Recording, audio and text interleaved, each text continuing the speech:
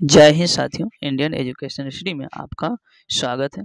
आइए हम जानते हैं इस वीडियो में मुगल सम्राट के सभी जो शासक हैं बाबर से लेकर के, यानी मुगल सम्राट के संस्थापक बाबर से लेकर के हम जानेंगे बहादुर शाह जफर तक और सभी के कार्यकाल के साथ उस ट्रिक से जानेंगे। और उसके बाद दोस्तों मैसूर के संबंध में, फिर आंग्ल मैसूर जो युद्ध होता है उसके संबंध में, और लास्ट जो है वांडीवास के युद्ध के संबंध में इस वीडियो में जानेंगे।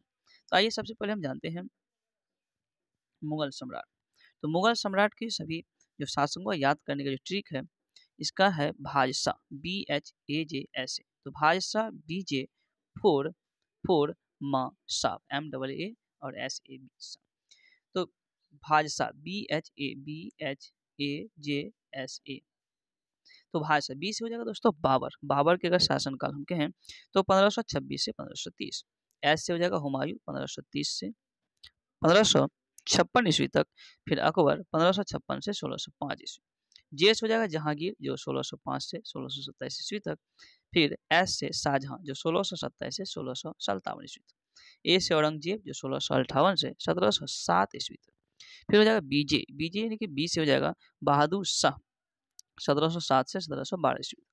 फिर जहांदार शाह 1712 से 1713 ईस्वी। फोर यानी कि फरुखसियर जो कि 1713 से 1719 ईस्वी तक मुगल बादशाह रहा। फिर MAA मौस हो जाएगा दोस्तों मोहम्मद शाह 1719 से 48। और फिर अहमद शाह जो 1748 से लेकर 1754 ईस्वी तक इसका मुगल बादशाह का कार्यकाल रहा। फिर एस हो जाएगा आलमगीर द्वितीय जो 1754 से लेकर के 1759 तक। फिर शाह आलम द्वितीय 1759 से 1806 ईस्वी तक। एस हो जाएगा दोस्तों अकबर द्वितीय 1806 से 1837 ईस्वी तक।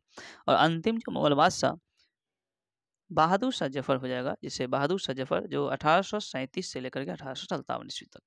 तो ये था मुगल बादशाह के सभी शासकों को याद करने के एक बेहतरीन ट्रिक था। उसके हम जानेंगे मैसूर के इस बारे में। मैसूर की हम बात करें तो मैसूर की स्थापना 1612 ईस्वी में वोडेयार ने किया था। वोडेयार ने मैसूर की स्थापना 1612 ईस्वी में किया था। 1761 ईस्वी में हैदर अली शासक बनता है मैसूर का। हैदर अली 1761 में मैसूर का शासक बना। हालांकि इसकी मृत्यु 1782 ईस्वी में द्वितीय आंग्ल मैसूर युद्ध के दौरान हो गया था। हैदर अली इसका उत्तराधिकारी टीपू सुल्तान बना। टीपू सुल्तान की हम बात करें दोस्तों, टीपू सुल्तान 1787 ईस्वी में राजधानी श्रीरंगपट्टनम में टीपू सुल्तान 1787 ईस्वी राजधानी श्रीरंगपट्टनम में बादशाह की उपाधि धारण किया था। राजधानी श्रीरंगपट्टनम में स्वतंत्रता के वृक्ष भी लगाया था। जैकोबिन क्लब का सदस्य भी बना था टीपू सुल्तान। और टीपू सुल्तान के राजसी झंडा पर शेर का तस्वीर हुआ करता था, शेर। और टीपू सुल्तान को शेर मैसूर भी कहा जाता था। शेर ए मैसूर टीपू सुल्तान को। और राष्ट्रीय झंडा पर शेर का तस्वीर। टीपू सुल्तान की मृत्यु चतुर्थ आंग्ल मैसूर युद्ध में हो गया था 1799 ईस्वी। अब है दोस्तों आंग्ल मैसूर युद्ध और वर्ष, फिर गवर्नर जनरल और संधि। तो आंग्ल मैसूर युद्ध, प्रथम जो आंग्ल मैसूर युद्ध है 1767 से 69 के बीच हुआ था। और यह जो है मद्रास की संधि जो 1769 हुआ इसके तहत समाप्त हुआ।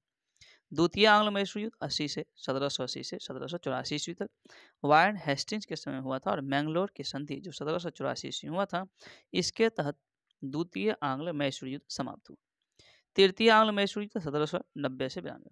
तृतीय आंग्ल मैसूर युद्ध 1790 से 92 कार्नवालिस के समय हुआ था। श्रीरंगपट्टनम की संधि जो 1792 ईस्वी हुआ था उसके तहत यह समाप्त हुआ।